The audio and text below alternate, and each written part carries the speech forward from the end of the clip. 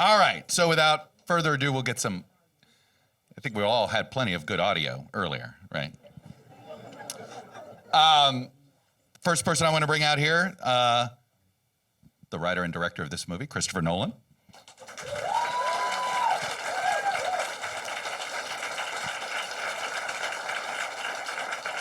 We have the author of the book that this movie was based off, that's called American Prometheus, Kai Bird.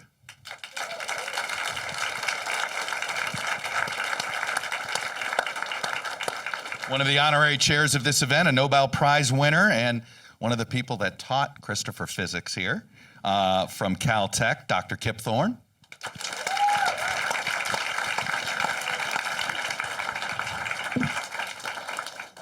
The current director of the Los Alamos National Laboratory, who is sitting in the job, Mr. Oppenheimer, Dr. Oppenheimer sat in, Dr. Tom Mason.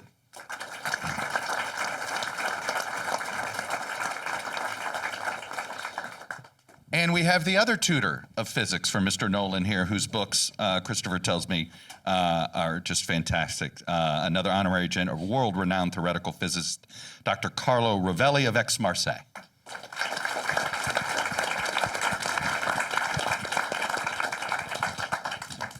All right. Christopher thinks he's going to get the first question, but he's not. Kai gets the first question. It's his book. You get to be the first critic here. How did he do? How did it comport with your portrayal? How do you feel as if the character you wrote about and researched, and how did he portray him? Well, I first want to say that I just wish Marty Sherwin was here, my co-author on the book, who would have been blown away. It was, Marty worked on this book for 25 years, and when we learned from Christopher that he was doing this, it was welcome news, but we were skeptical, I have to say. Why? Well, because it's a complicated 700-page book, and then I had a meeting with Christopher, and he explained what he was doing, and I came back and reported to Marty and reassured him that I thought that this was actually something special and real. And then he died 2 weeks later. Wow. But he would have been just overwhelmed and pleased with what you've done. It's a brilliant artistic creation, and it's faithful to the book. Well, Thank you. That's what I wanted to hear, because That's what I wanted to hear. I was going to say, I assume you did too. There's nothing I love more as somebody who consumes a book than to sit there and watch the movie and criticize it. So, Christopher, why did you feel this movie needed to be made? There was a great story. You talked about your own kids, and they were going, oh, why do we have to worry about nuclear weapons anymore? This was before Russia invaded Ukraine. And then your response was, well, this is why I have to make the movie. Yeah, and sadly, with everything that's happening in the world right now, no one's asking that question anymore. But to me, there were two answers to that. One is maybe that's a reason to make the film, but the other is that the story itself, particularly as found in American Prometheus, the story of Robert Oppenheimer's life, and obviously in particular his relationship with the Manhattan Project, but his entire life, involves some of the most dramatic elements I've ever encountered in anybody's story, fictional or real. And so for me, everything really was about wanting to dive into his head, really try and live his experience with him. And in that way, when I talk to everybody, Killian, everybody involved with the film, is, we're trying to keep people in his point of view, and in that way achieve understanding rather than judgment. Mm-hmm. And the hope is that by achieving that and going through the story that way, you sort of leave the film with some unsettling questions and some troubling issues.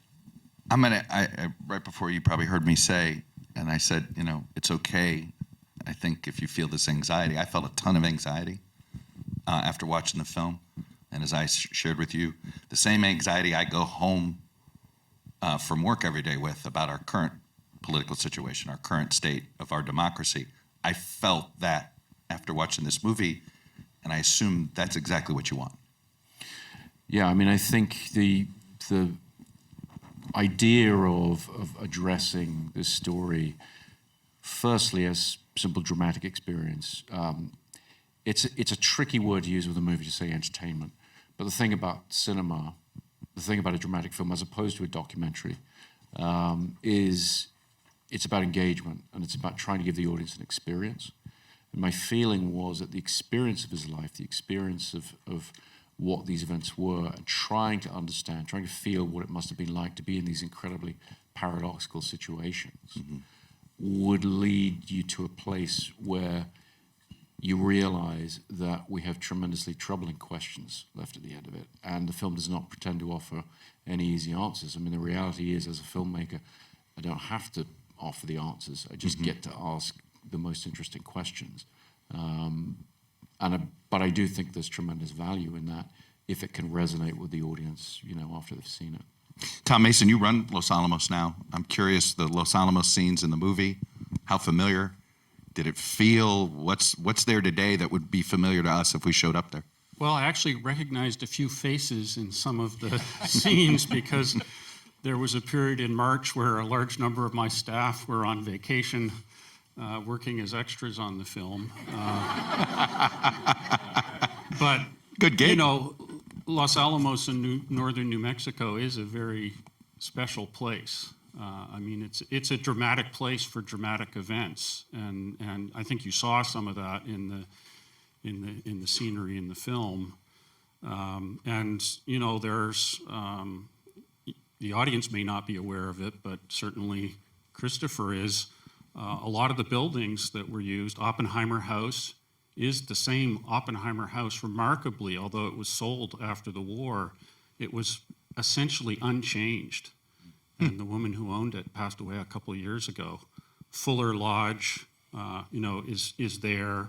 There's actually a Manhattan Project National Historic Park, and so it was for me fascinating to see these historic sites come alive, and come alive in a way where, these are images that I know, I see them every day. And before I was at Los Alamos, I was in Oak Ridge, and the story of the birth of those institutions is really important to all the people who worked there. And that's something that you could really see reflected, both in the scenery and the faces of the people who inhabited the space. Well, it gave us the most knowledgeable extras we've ever had. I mean, this scene where Oppenheimer comes in the back of the meeting, and I was saying to the extras, not really thinking about where they were from, well, if you could all be arguing about, the shift in geopolitical tension, the use of the bomb, is it going to be used against Germany? But now we're talking about Japan. Could you just, start shouting out, whatever? And normally, you're saying to a group, it's sort of rhubarb, murmur, murmur, murmur. And we were hearing the most precise. If you do this, it's going to get. Yeah, and it was very, and some very passionate about it. I mean, they really, really got into it. And the truth is, it was wonderful because it sort of put us all on our toes. Same at the GAC meeting. We had a couple of guys at that table who, they knew a lot about what we were talking about. And, it gave you confidence because you had people there who knew what we were doing, but it kept you on your toes as well. Well, I was just going to say, let's grade him on the science, Kip and Carlo. How's your student here? How did he do with the physics, Kip Thorne? I think he did superbly well, as he always does. I worked with him very closely on Interstellar, and among all the people I've worked with in Hollywood, he understands more science, I think, having learned it by browsing the web, than anybody else except Anne Hathaway. Carlo, what would you like to add on that? Because portraying science and making it, compelling, it's, not easy. I mean, we were talking about, the marbles. I guess they were marbles or stones or whatever, showing the progress. I mean, that was obviously a great use there. What did you think? How did he do on the science there, Carlo? Well, actually, I just saw the movie, and I'm still under the spell of the movie. So first thing, I think, Christopher, I think you did a masterpiece. I'm strongly affected by the movie. I think it's wonderful. Chuck, allow me to say that I think everybody should see this movie because not only because it's fantastic, but because what it raises, the kind of questions that it raises, are not just about the 40s and about general issues about morality of scientists, things like that. They're questions, they're burning questions today. The doomsday clock that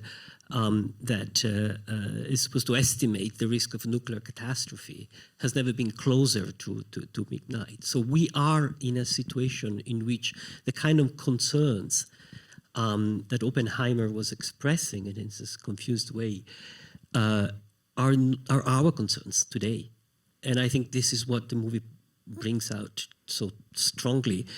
And Oppenheimer, who keeps saying international cooperation, it's the only way out, seems to me a message that at least we should discuss more and more in a situation in which it seems that all the countries are going the opposite direction. Instead of looking for international cooperation, so much of international politics is about prevailing against one another, leading the world, being the winning one against the other.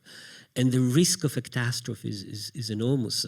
So I think the intensity of the movie is also because it touches a real risk, which is now. And these images in which Oppenheimer himself sees his friend being sort of burned alive, I think should talk to all of that and make us think. And that's why I think we should all see this movie. Let me just add one thing about the science. It's not just simply the science itself, but the scientific process that Chris has captured so beautifully.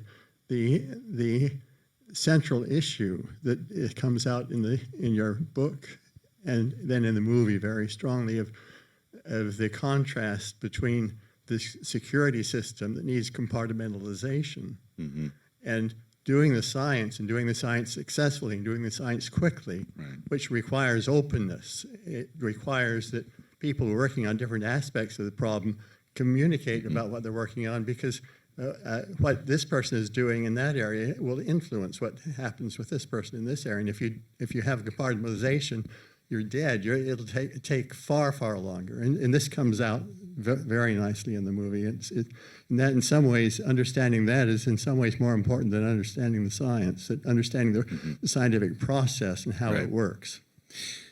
Talk about, I mean, you portrayed that. What was the hardest part of portraying the science? What was your biggest challenge, and how did you think was the best way to attack it? Well, the hardest part was, I visited the Institute for Advanced Study in Princeton to see about filming there, and indeed they did very generously let us film there in Einstein's office and the real pond that they would walk by. But the then director, Robert Digraph, another brilliant physicist who could sit on this panel, and he very generously gave me some of his time to talk about, quantum physics, to talk about these things, the revolutionary nature of what Oppenheimer was visualizing, because I wanted to jump in his head and see these things and feel them, to have some kind of almost threat to them, that he's almost having visions, put it that way, in order to make it clear to the audience the revolutionary and almost magical nature of this shift from classical physics to quantum physics. And in talking to Robert, he immediately said, well, of course, one of the things that scientists at the time found alienating about this shift is you can no longer visualize the atom. Now, to a filmmaker who's about to try and film the I was just going to say, you can't visualize it. Exactly. Then it's a visual medium. Exactly. Right. So what do I do? So he generously gave me a couple of hours. He sort of sat there and talked about it. And in the end, in talking it through with him, we sort of realized that the advantage that cinema has is, Eisenstein referred to it in editing many years ago as shot A plus shot B gives you thought C. So, it could be more, the thought could be more than the sum of its parts, the whole. And so I went to Andrew Jackson, my visual effects supervisor of several films, showed him the script very early on and said, okay, we want to do these things without computer graphics. We want to have a thread of imagery, sort of starting with these very first sort of visions, this sense of, what these guys were doing is they were looking into dull matter and seeing energy that could ultimately be released in the destructive power of the atomic bomb. And we wanted a kind of set of experimental visuals that could create this thread of what I kept referring to as sort of scintillating or vibrating energy, that could mirror his own nervous state as well, but also show you the quantum physics as it manifests itself ultimately in the destructive power of the bomb. Speaking of the destructive power of the bomb, I don't know why I expect, maybe others did too. I expected to see carnage. And there is imagery. In fact, my son came with me to the screening, and he was asking about that. I said, don't you remember the charred shadow that he walked through and all that? And I was explaining this to him. But you didn't hit us over the head with it. Yeah, that was clearly a choice. Why? I think really, as a filmmaker, you can't be overly conscious about why you choose to do things. You have to run on instinct to a degree. But the feeling for me as a filmmaker was very strongly that to depart from Oppenheimer's experience would betray the terms of the storytelling. And so we saw so much more, we know so much more than he did at the time. Discovering from Kai's book that he learned about the bombings of Hiroshima and Nagasaki on the radio, the same as the rest of the world. That to me was a shock. This is very intentional with shocking this thing. movie, that this is most of the movie and is his point of view. Yeah. And then when you're in black and white, it's in Strauss's point of view. Yeah. Yeah. Very, very sort of rigidly with the color sequences. Everything is his experience or my interpretation of his experience. Because as I keep reminding everyone, it's not a documentary. It is an interpretation. That's my job. And so I wanted to. Would you classify it as docudrama? No, I think Really? it's drama. I think it's narrative, dramatic filmmaking. I think that whilst I do think the film is perhaps more accurate than some people might think, coming to it fresh, because there are sort of extraordinary things. I mean, to take one example, when you read American Prometheus and you learn that, his tutor at Cambridge, Patrick Blackett, who's the guy played by James Darcy, who he tries to poison. Right. He later on is the first physicist to really write questioning America's motives in dropping the bomb on Japan. Now, no screenwriter would invent that. It's far too seemingly fanciful. Right. But that's the truth. And the film is full of those things. And so a lot of the things, when Kitty Oppenheimer is testifying, Right. That's from the transcript. Well, I was just going to say, yeah. having so much, that transcript, you're handed. Yeah, I mean, 1,000 pages. imagine not of having that. transcript. No, I can't. Right. No, and I never would have taken the project on without Kai and Marty's incredible work. I mean, that gave you sort of confidence. But yes, to come back to the choices of what to portray or not, to me, it's really about staying in his head. There's also, I would say, a recurring motif. I mean, I don't, deal too much in spoilers for people who haven't seen the film, if people are writing about it, but. Right. There's a lot to do with what he won't look at. But There's a lot to do with him closing his eyes. My favorite retort, though, that you said about that, you were worried about spoilers, and then you said, well, there's Google. Right? This all happened. It's not like, No, don't tell anybody. There's exactly. 2 bombs. It's right? a strange. Yeah. It's a strange thing to say, to talk about spoilers. But of course, and that's why it's not a drama. Not a documentary or a docudrama, because it's the way in which you receive the story that hopefully creates suspense, hopefully creates surprise. Kai, is Oppenheimer, was he ever happy? He doesn't. I didn't see a happy man in this movie ever. Well, he's very intense. And Cillian Murphy plays him just very intensely. It's an amazing performance. And Robert Downey Jr., too, I think his performance and the dynamic between the two. And you've just captured that in the movie. And I want to make a point that I was stunned to realize that Christopher had done his own research with regard to the testimony at the end of the movie about the mysterious scientist X who testifies against Strauss. Yeah.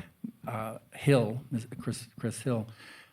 You found that And I, That's the Rami Malek, Marty, right? yeah, That's who Rami Malek Malek plays that plays, yeah. part. And Marty and I write a little bit about the Strauss hearing and how he went down to defeat, but we didn't bother to look at the confirmation transcript, and Christopher did.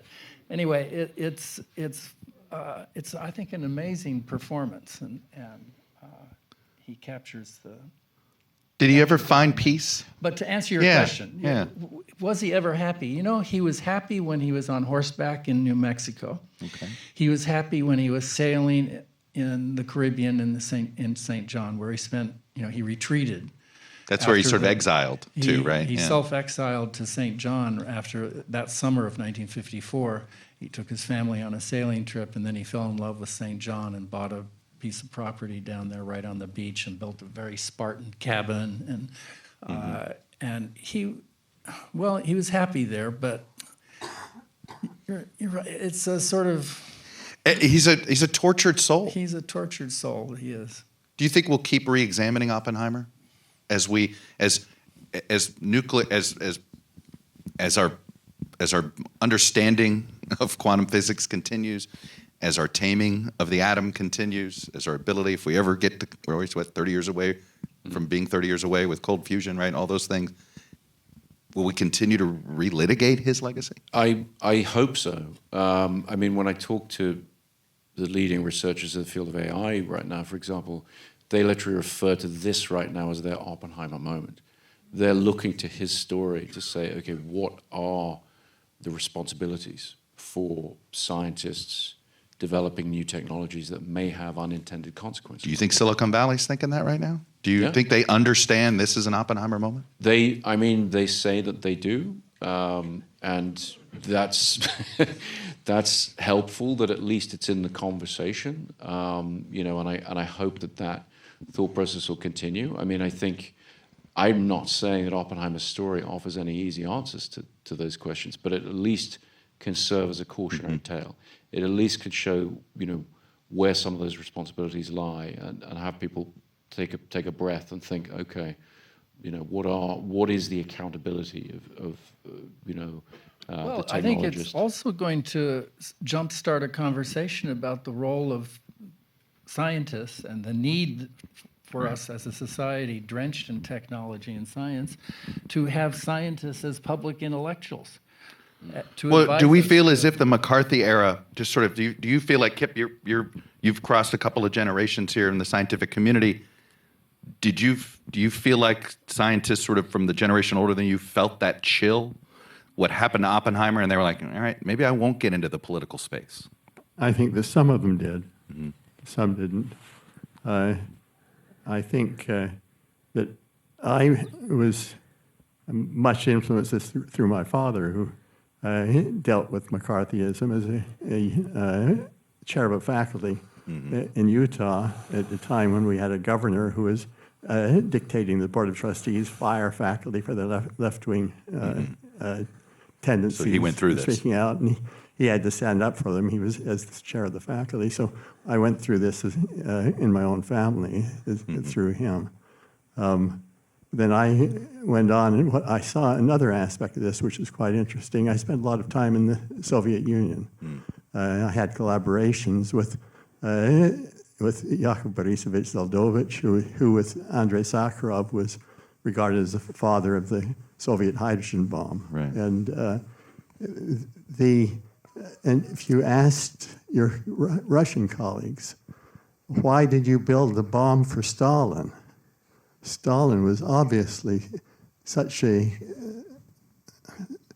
terror, and the struggles that they had were similar to what Oppenheimer had, but I think more extreme in some ways. Right. Carlo, go ahead. Tom. I was going to say, even though Oppenheimer was only in Los Alamos for 2.5 years, roughly, what he brought to the position is still with us today in terms of the culture of the laboratory and the commitment to free and open debate, within the walls, even though we're still doing sensitive work. And also, the importance of bringing the best technical advice And we recognize that there needs to be a lot of, I recognize there needs to be a lot of voices in those discussions. But one of the voices does need to be, what is the science? The last thing you want to have is have a consequential policy debate based on a faulty understanding of the science. I'm curious what you thought of the line, if you remember it, when Oppenheimer, when I think it was one of the colleagues, Oppenheimer says, "You're not a scientist anymore, you're a politician." Do you feel like a politician running Los Alamos or a scientist still? So I did my research on neutron scattering, and if I bumped into a neutron in the hall now, I probably wouldn't recognize it. That's the role. Right. My job is to enable the science of others, to protect them from all these external factors that might distract them, to make the case for the resources they need, and to speak truth to power even when it's uncomfortable. Carlo, do you think we'll see more scientists speak out, or do you? I mean, look, there was a chill post-COVID. Look what has happened to Anthony Fauci, right? Look at what happened to Oppenheimer. I mean, there are a lot of parallels between Fauci and Oppenheimer right now. I hope there will be more scientists speaking out. A lot of great physicists, American physicists, are here in the audience. Let me make this comment. Having weapons of mass destruction and living in this planet, humankind, thinking just about building things to kill one another and trying to dominate one another is obviously madness and stupidity. But humans are not always so mad, and there have been a lot of moments in history. Think just about the treaties about limiting nuclear weapons that the Soviet Union and the United States were able to negotiate in the moment of in the hardest moment of the Cold War, with a huge ideological clash and ideological difference. Nevertheless, reasonable people in power could, decide to sit down, and at that point, scientists and in particular physicists played a big role. That's what Kip was referring to. There was a communication between American and Russian scientists, which was both culturally and also directly important for. And I think that's what should happen today. I mean, the scientists, for scientists, for our world, the Russians are friends, the Chinese are friends. Right. And I think that's what we should learn and tell the politicians, stop this madness of just trying to prevail. The laws of physics are the over same in China as they are in the United States, as they are in Russia. The physics is the same, but it's more. It's also, one of the beautiful things we see in the movie, it's the openness of some scientists. I mean, first of all, I loved seeing Oppenheimer getting engaged with the wasteland, with Eliot, with modern pictures, this openness, and with politics. I mean, the science is not a closed thing. It's something that talks with the rest of the culture and should talk with the rest of the culture and should contribute. But ultimately, the decisions are not the scientists. Ultimately, the decision is society, is politics. And that's where we need to calm down the current tension and the disasters, I think. Let's talk about, Christopher, if I could get you to do 2 screenings, right? I'd have you do 1 screening to the U.S. Congress. What would you hope they would take away from this? I think more than anything, coming out of making the film and as it starts to go out to the world, I realized that we talked about this earlier, our relationship with the fear of nuclear weapons ebbs and flows with the geopolitical situation. Right. And it shouldn't, because the threat is constant. And very often, when you look back at history, some of the closest moments to nuclear disaster have actually been in times of relative calm geopolitically. So even though the situation in Ukraine kind of puts it more in the forefront of people's minds, the truth is nuclear weapons are an extraordinarily dangerous thing to have lying around the house. And it is not something we should ever forget about, and it's not something we should take lightly. And one of the things that frightens me the most about, you talk about coming home from work with anxiety, but when I hear in the media reasonable people talking about tactical nuclear weapons, right, as if this distinction can be made, and can be made via first politicians and media sort of warming us up to the idea that perhaps there's a certain size of nuclear weapon that would be acceptable as opposed to the large ones. It's kind of like the word clean coal. Sorry. Yeah, it's very much clean coal, very tactical nukes. I don't think they exist. Well, and part of the fascination about Oppenheimer is, as you dig into his story, one of the things he did, you talk about things I had to leave out of the film that are in Kai's book and everything. One of the things that he did, he was not naive. He did not get crushed by the system out of naivety. He was incredibly sophisticated. And he started talking about tactical weapons, bring the battle back to the battlefield, because he wanted to play the army off against the Air Force, essentially. He wanted to temper the threat of these giant genocidal H-bombs that the Air Force wanted to have in the air 24/7. But he kept, you had it, I think he reiterated a few times in the movie. And it's held true, where his belief was, well, if we use it once, it'll mean they won't use it again.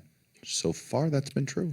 So it's interesting, there's a book by Hariri, one of 21 Lessons for the 21st Century. And one of the things he talks about is, if you look at all of recorded and only partially recorded human history, for most of that period of time, 15% of the population died from violence, from armed conflict. Since 1945, it's been single-digit percentages. So Oppenheimer's and Bohr's dream that war would end did not come to pass, obviously. But as horrific as the concept of mutual assured destruction is, it has acted as a restraint. And if you ask, So far. Fingers crossed. But if you ask, what role is nuclear deterrence playing right now in the Ukraine? It is containing the conflict. Now, it's scary because we don't know whether or not it's going to hold. But then again, you know what also nuclear deterrence has done? It's deterred how much we help. It has deterred our ability to help Ukraine more. Absolutely. And but why no fly zone? Because you've got to enforce it. But I would say we have seen what happens when wars spread across borders in Europe. We saw it in 1939. We saw it in 1914. So, one of my predecessors, I think it was Norris Bradbury, said the role of nuclear weapons is to force world leaders to think of other solutions to their problems. One more screening I want you to have, which is in Silicon Valley. And what do you want those guys to take away from this film? I think what I would want them to take away is the concept of accountability.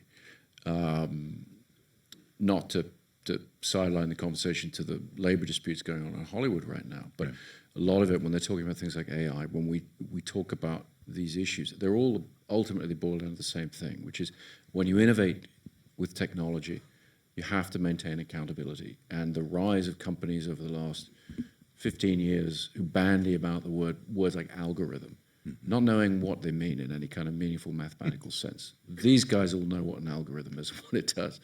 People in my business talking about it, they just don't want to take responsibility for whatever that algorithm does. And applied to AI, that's a terrifying possibility, terrifying.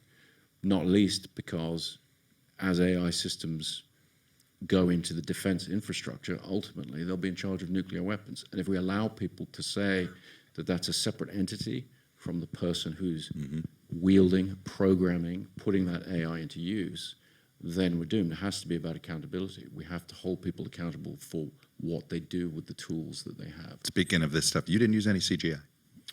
Did not use. That's decision. A much lighter question to answer. So it's a nice. Well, I say that, but you didn't because I didn't. And I wonder, are you going to pledge to not use CGI going forward? You don't want to be involved in generative AI. I mean, are there certain things you won't do? No, not at all. Yeah.